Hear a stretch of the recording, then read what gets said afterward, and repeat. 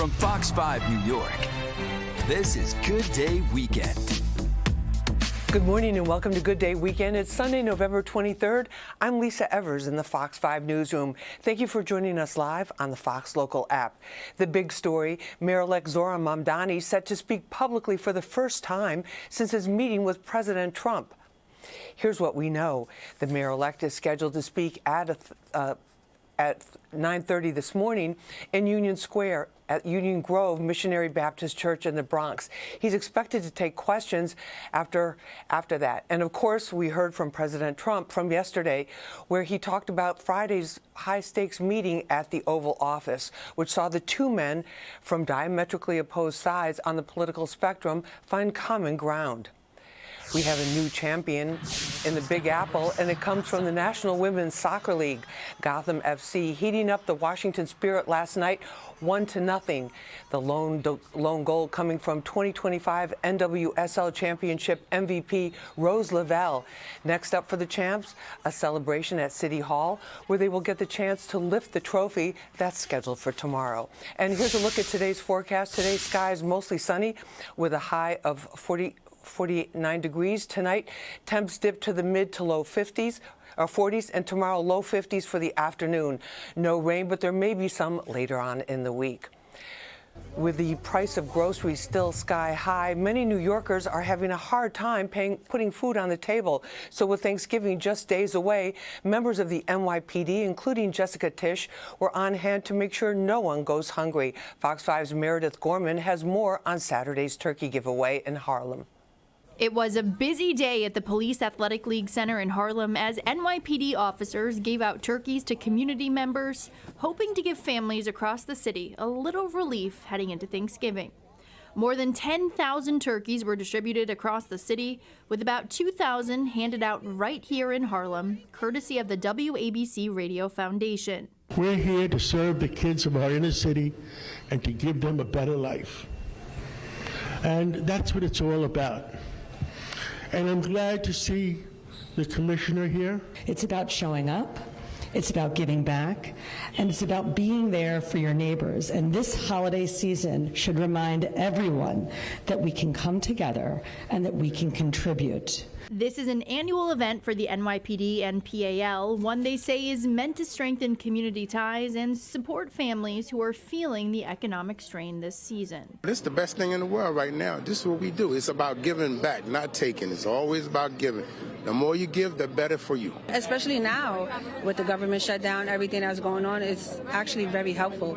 It shows everyone's coming out because, families may not have because they're going through it. So it's actually really, really good that my son's after school, I Have a Dream, was able to give us the wristbands to be able to come and get the turkey. Organizers say the goal is simple: to make sure fewer New Yorkers worry about what's on the table this Thanksgiving, and to show what the city can look like when people step up for one another.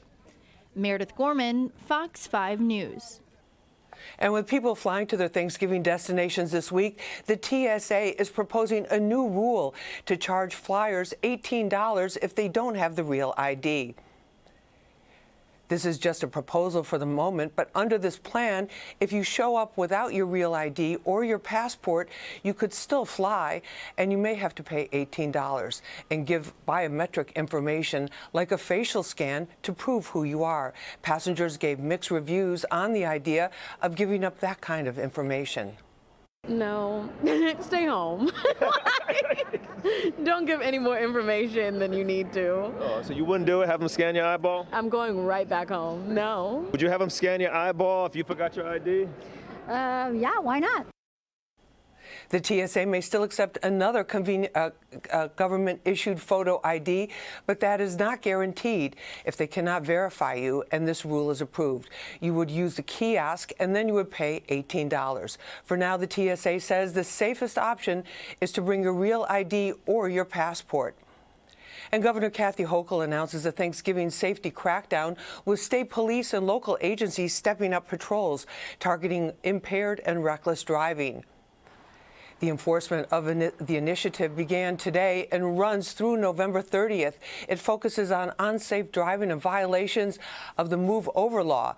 During last year's Thanksgiving enforcement, police issued more than 50,000 tickets, including more than 10,000 speeding tickets and another 1,700 distracted driving violations. There were also over 1,700 DWI arrests. One retail giant is trying to turn around sluggish sales by getting a head start on the holiday rush.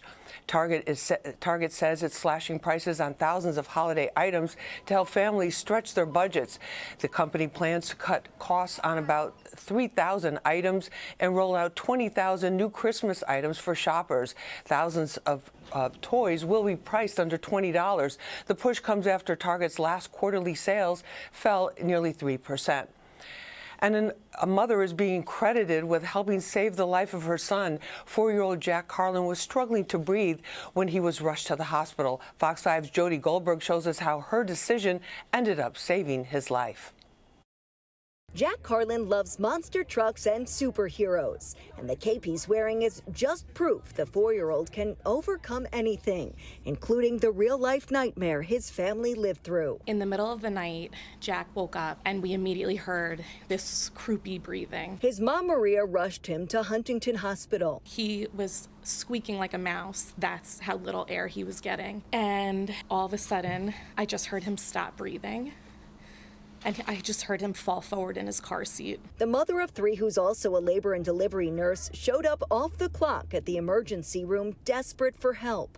Audio played back shows just how serious it was. She came running through the door with him unresponsive. He was pale, like bluish around the mouth. Right away, I paused. I said, call a pediatric, code blue. I dropped what I was doing and just started sprinting towards the trauma bay. We initially started compressions, and within seconds, the whole entire team was at the bedside. I was able to get oxygen into him and heard Mom in the background say, "Come on, Jack. Come on, Jack." They stabilized Jack and then transferred him to Cohen Children's Medical Center in New Hyde Park. What we uncovered was a laryngeal cleft where there's an abnormal separation between the trachea and the esophagus. Jack's case, was very severe and led to a complete airway collapse. Jack underwent surgery to correct what doctors call a very rare condition. He woke up the next morning and he turned to me.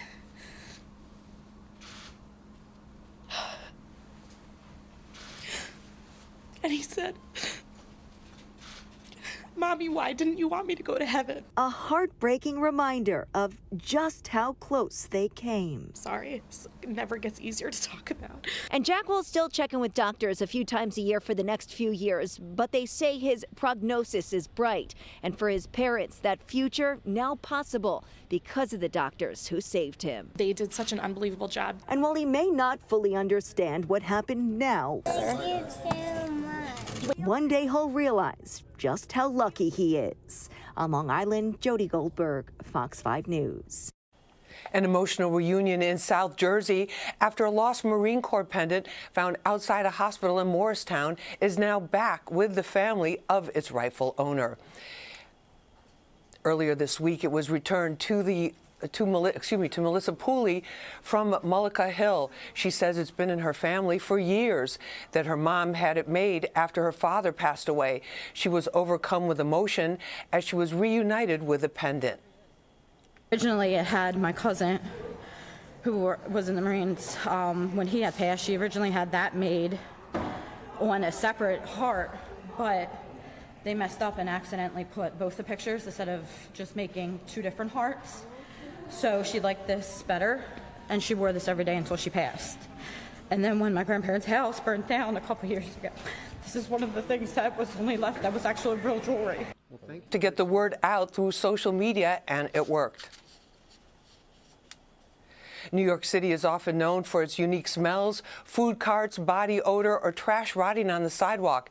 Grand Central is showing off a new scent, one where train riders don't have to hold their nose. Fox 5's Richard Giacovis takes in the holiday smells.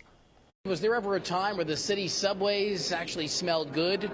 Probably not, right? Well, that's all changing, at least for the next couple of weeks of this holiday season, in this passageway that connects the 4, 5, and 6 to the 42nd Street shuttle. And you see all these people here, they're smelling it. It's a new scent, a woodsy scent, kind of like eucalyptus with a little bit of sweetness to it. Well, we're detecting all of those scents, and it's all part of the new promotion by Bath & Body Works, and it's the first time that this scent has been permeating underground.